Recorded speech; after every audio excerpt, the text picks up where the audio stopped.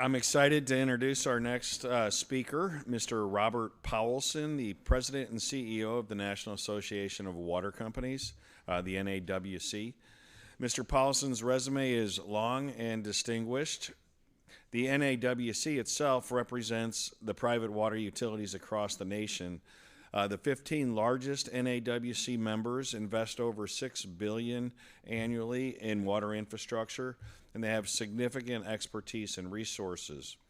So as most of you know, roughly 80% of the U.S. population is served water by municipal systems, and over 95% is served by wastewater by municipal systems. And many of these municipal systems are small, with over 50,000 systems serving 3,000 people or less.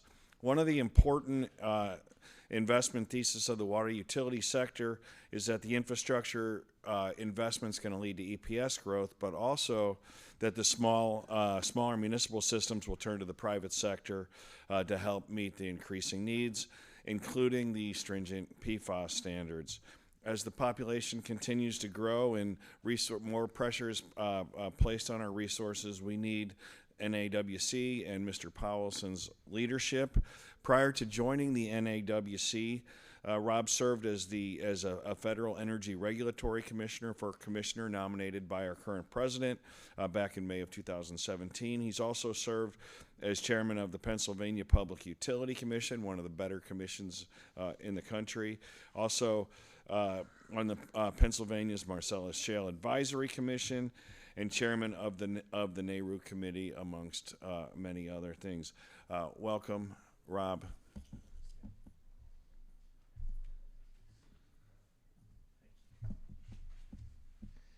Well, good afternoon, everyone, or good morning. Great to be here in New York City, and I was with you last year for this symposium. And Tim, thank you, and Mario Gabelli, appreciate the opportunity to be here as well.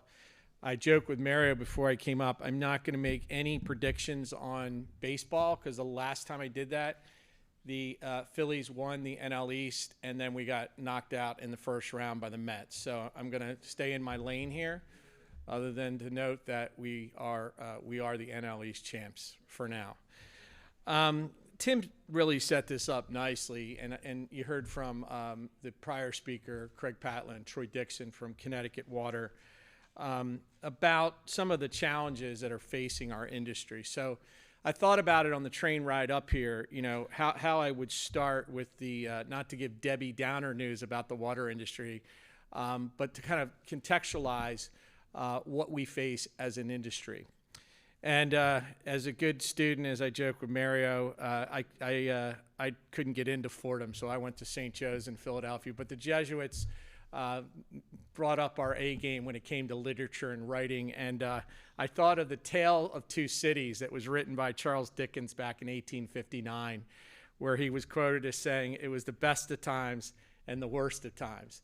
And that really encapsulates the water industry here in the U.S. So let me start with the best of times. So you heard earlier, you know, under the prior administration, we put $55 billion of federal funds into this industry. Good news, right?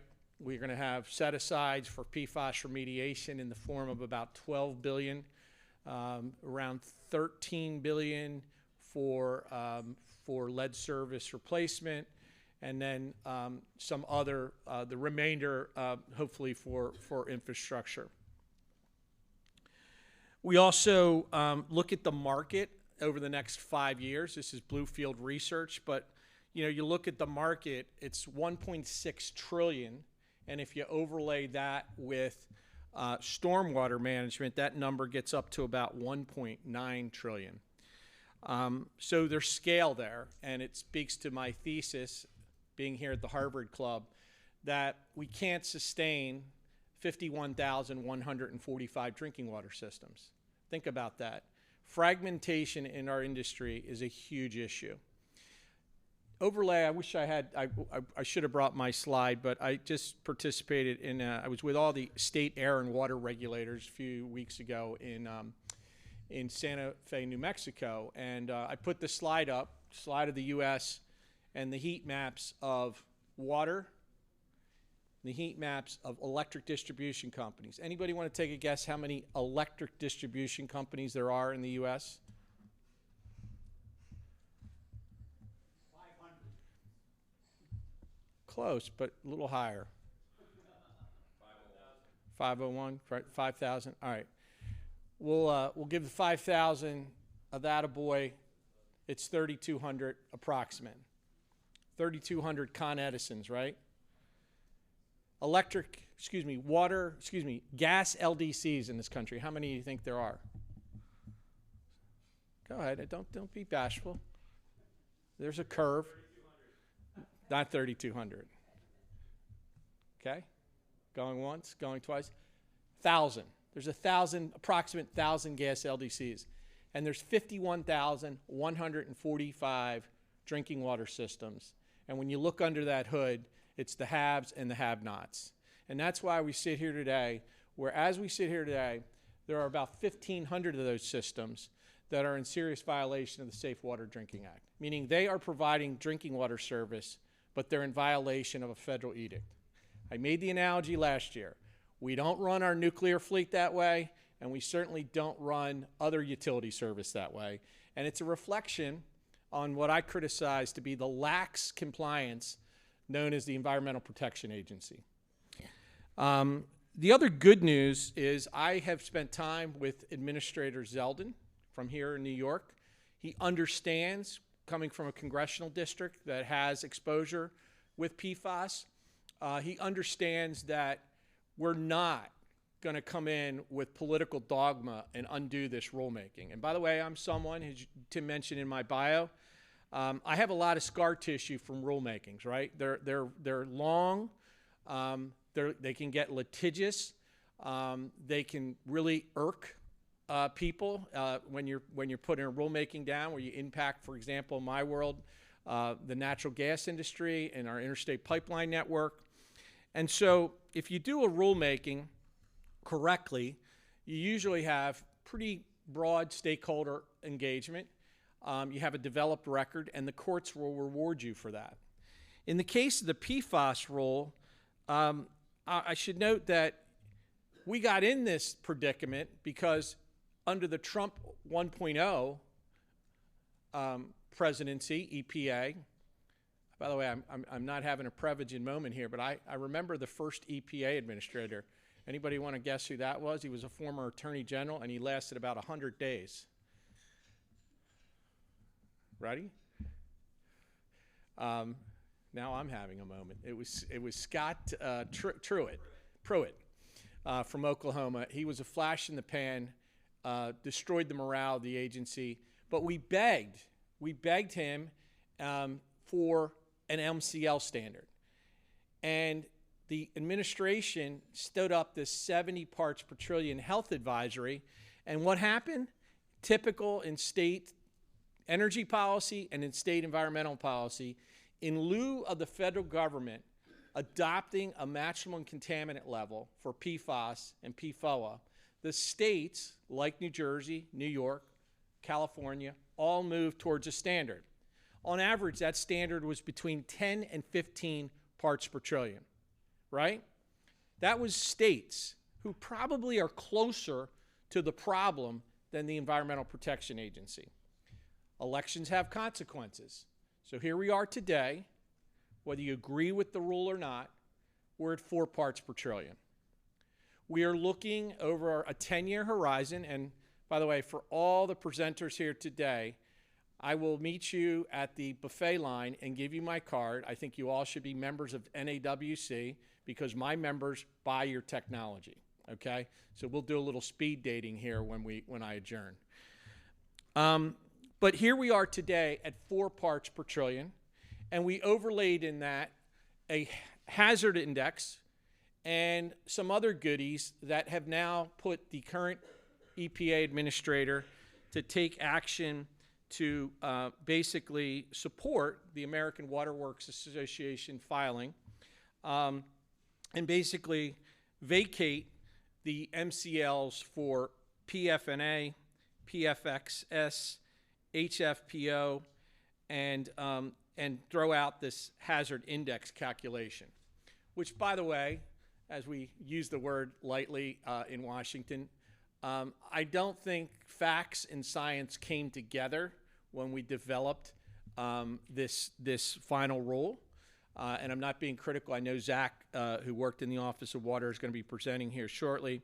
And hence, I think that's why the courts are probably going to strike down the hazard index, and they're going to be able to coalesce behind what the EPA is doing on the other emerging contaminants and kind of kick that out as well. So we'll only come down to the EPA is basically going to go forward with supporting a 4 parts per trillion mandate, and then provide an exemption or do away, not defend the rule in its current form on those 3 other additional emerging contaminants and the hazard index. Look, this all comes at a cost. You know, the Black and Veatch study has a cost escalator between $47 billion and $50 billion. I know you're all taking copious notes here. Remember what I said? $55 billion and about 12 to 13 billion set aside for PFAS, and we've got a $47 billion problem. So how are we going to address that shortfall? And we're certainly not going to do it if you look at the president's approach on cutting back SRF funds. Luckily, the U.S. Senate held the line at 2024 funding levels. But the fact of the matter is, this rule is going forward, okay? Maybe not in its current form. And you heard from my member company, Connecticut Water. We know where our sites are. We're out there communicating with those consumers that are impacted. And it's going to be something that I would not put my association in front of the courts to absolutely repeal the rule.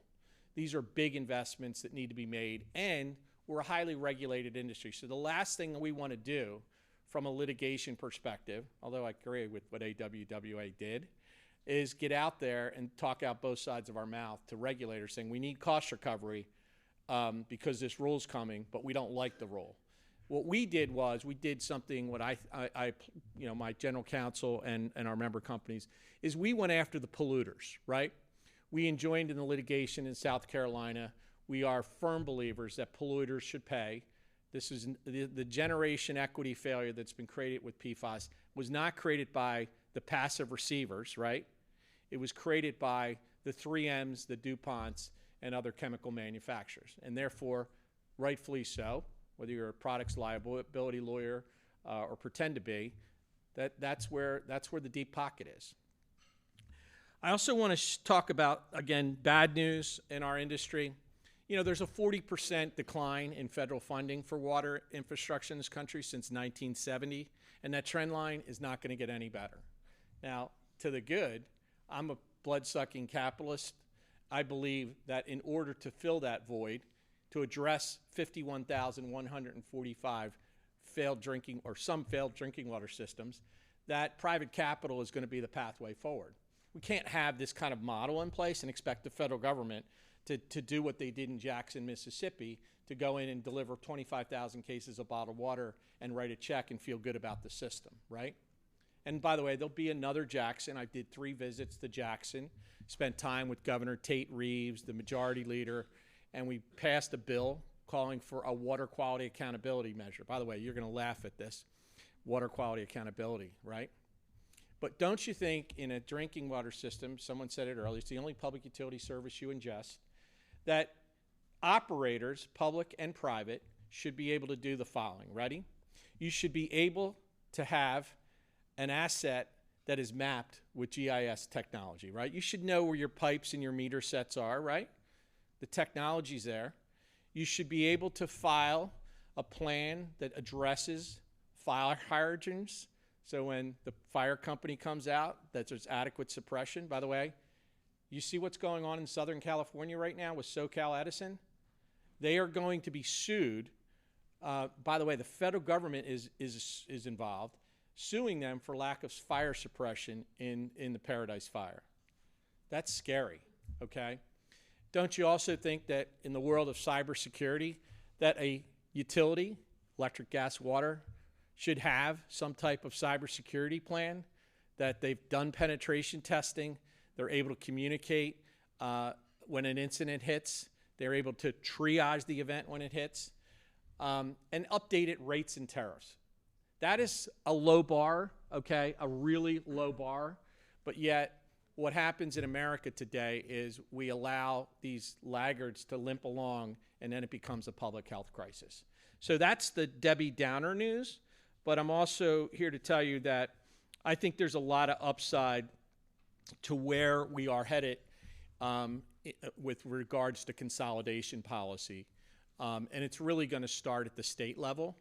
I don't think state public utility commissions and state environmental regulators, and by the way, what's driving this, and Tim asked me to talk a little bit about this.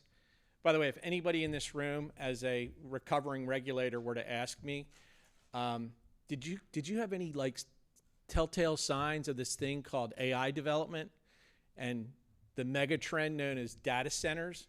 And I would have been like, no, I missed it.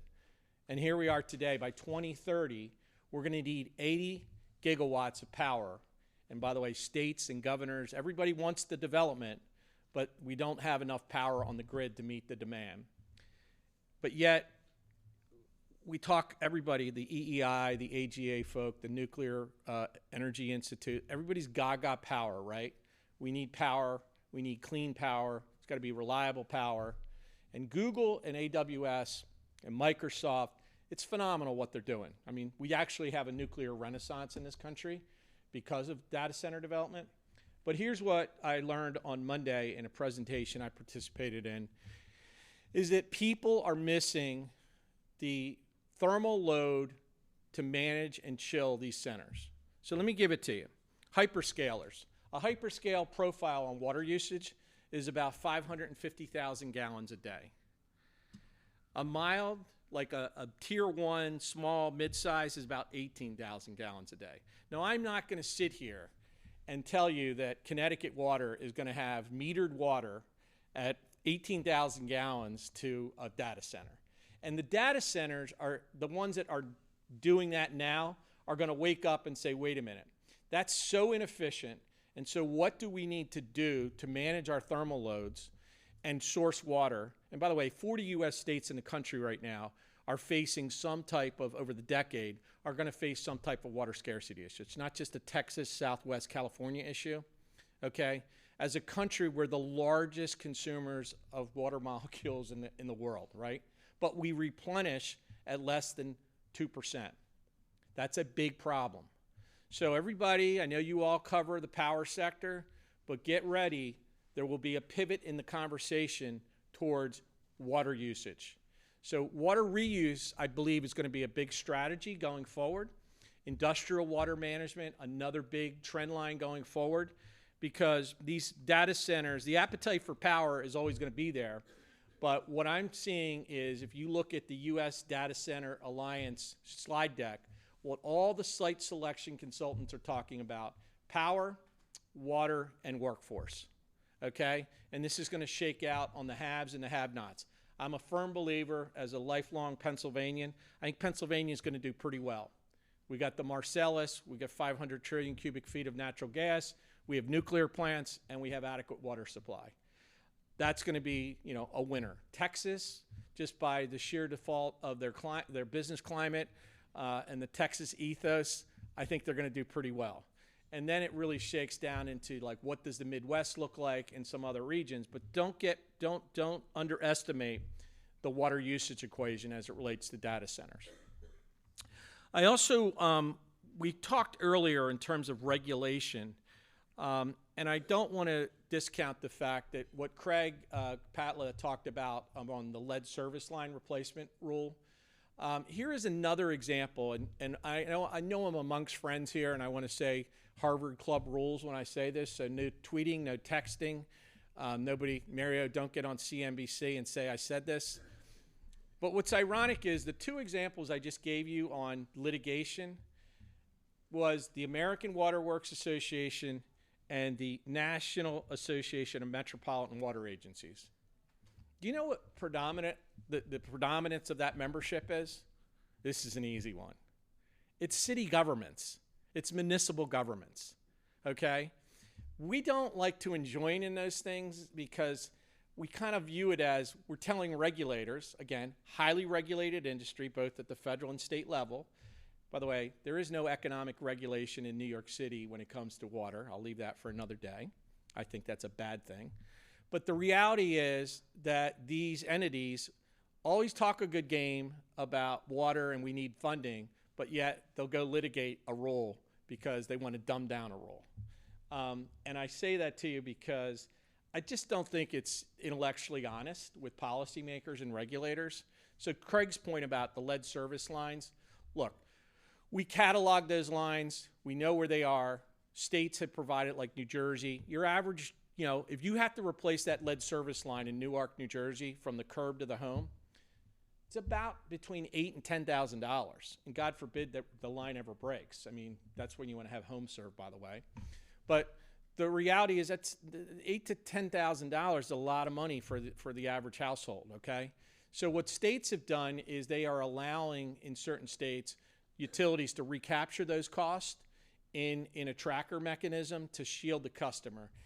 And I don't think you're going to see any wavering there. And I also think with the bipartisan infrastructure funds, it will be kind of an arms race of who's going to deploy those monies to help shield customers. Because this ties into my last point, affordability. The good news is I was visiting my youngest son this weekend at Parents' Weekend, so I tortured myself and watched CNN. But there was a slide before I went to CNBC. There was a slide showing utility costs, like the driver, and I kind of got giddy because everybody likes to beat up the water industry. But electric rates are going up like 3 times the rate of inflation. I was like, yes. And then I'm like, well, I don't want to go there. By the way, Georgia Power, I sent Chris Womack a note. They're running a commercial. In Georgia Power has agreed to a 3-year rate freeze. I'm like, what happens in year 4? So I kind of chuckle because here we are talking about affordability and the importance of what we deliver. Ready? A penny a gallon. We treat and we detect at parts per trillion, as you heard earlier, right? We deliver a resource that is essential to life. Policymakers are beginning to see the headline risk of underfunding and not meeting compliance with the Safe Water Drinking Act. So my thesis going forward is we're going to have a shakeout in our industry. And that shakeout, by the way, when I was in Santa Fe, I got the head of rural water.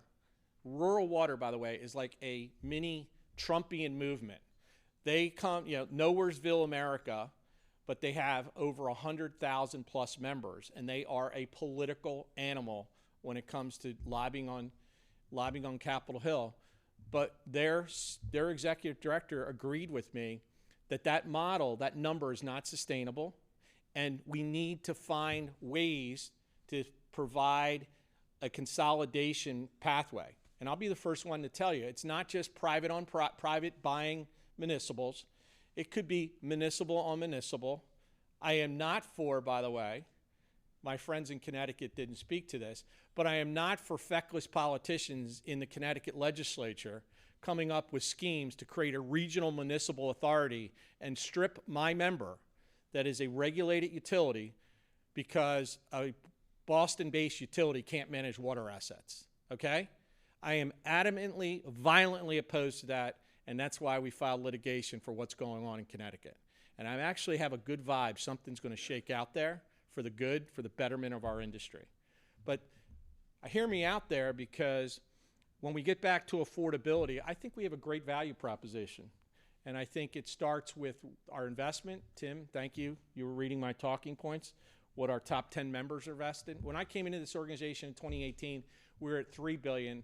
We're up to $7 billion, and we think our trend line number is going even higher into the new year. So it's a clear demonstration that, look, we have 2.2 million miles of underground infrastructure. That's one of our problems, is our infrastructure is not like transmission. It's not sexy until it breaks, right?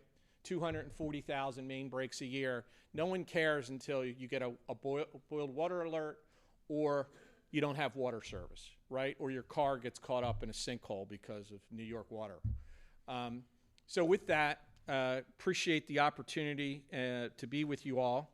And I have 2 minutes for questions, so feel free to grill me. Yes. And by the way, be careful. My son's in the back of the room. This is good business literacy for him to hear his father speak. So I will be. I'll be quick. My name is Maureen Farmer. I have 2 questions. Sure. One, do you drink tap water? I do. Awesome. And how does the United States compare with other first world countries as it relates to some of these metrics you've shared here today? Well, I want to start with what I've been trying to study up on, and that's water reuse. If I took you to Israel, New Zealand, Australia, those reuse, we call it, toilet to tap. That is, we're only doing it at a 2% ratio, and those other countries are doing it at like 90% ratios. Why? Well, in the case of Israel, it's about national security, right? In the case of Australia, I mean, big agriculture, mining, and we haven't done a good job as a country, by the way, on desalinization. So again, we only, by the way, in Congress and in state capitals, we only deal with water when there's a crisis, right? Yes, in the back. Yeah, just a quick question on the reuse. In the oil and gas industry, they frack and then they produce water. What's the regulatory, I guess, progress on cleaning up that water and then using it and not just pumping it, 20,000 feet down hole? Great question. You heard earlier, I used to regulate the Marcellus, so I know it well. Marcellus was all my water companies, the great Nick Benedictus, came up with a strategy that we'd take all those water tankers that would come through Nowheresville, Pennsylvania, and we'd source water to the well site. Didn't work so well, and then guess what? Engineering, like a horizontal drill technology, came to fruition. Chesapeake Energy invented Aqua Renew. So use it, treat it, reuse it, right? That's what happened. Aqua Renew programs launched virally across the Commonwealth of Pennsylvania. I think that's the same strategy that's going to be used at data centers. Just to follow up. Sure. So all like the saltwater disposal in like across Texas, Permian Basin, long term, is that going to be as relevant in your view, or are they still going to be pumping saltwater downhole? I think that question gets answered kind of, the different geographies look at it differently. I know in Pennsylvania, our Secretary of Transportation said, let's use that brine and use it in a process when the winter storms hit. Let's use it for an application to clear roads. Pretty novel. I think we still do it in Pennsylvania. I'm not so sure in Texas. And I would, by the way, I should ask the Texas TCEQ chairwoman was our moderator at that panel I did. By the way, you talk to Texans, as much as they're gaga about this evolution of data centers, they're also, like I could sense from her, they're very worried about water usage.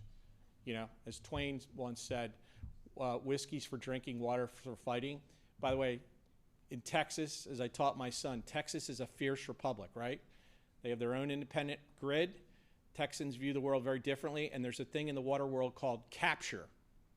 And capture defines how water is produced in the Republic of Texas. If I didn't hear the word once, I heard it 10 times in Santa Fe. Yes.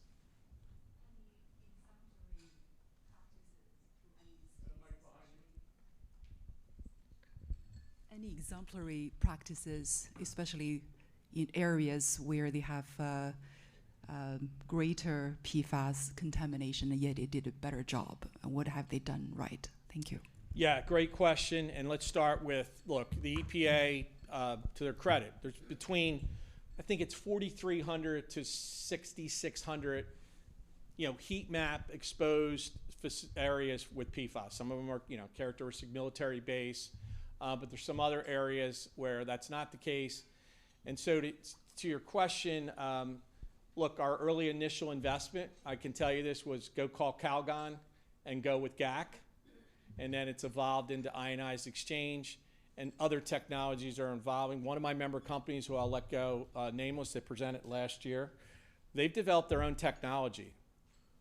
And they did it because in that state where they're operating, they were able to do it, and value engineering 101, much more cost effective than using GAC. Okay, now here's the thing we didn't touch on. I apologize to the group. Here we are today under CERCLA. We're going to treat, detect, and dispose, and then we're going to get sued by Morgan & Morgan. So if we don't get the CERCLA exemption that we have been lobbying for, and by the way, it's an eclectic group of lobbying interests, that's going to be a very sad day for our industry. And we, as you heard me say, we're point sourcing. We know where this is coming from. We have to disclose it to a consumer that there's exposure to it. And then we got to invest millions of dollars in a treatment. And then we're going to dispose of it. And then we're going to get sued. I just think that's a public policy failure for Congress. Who decides the CERCLA exemption?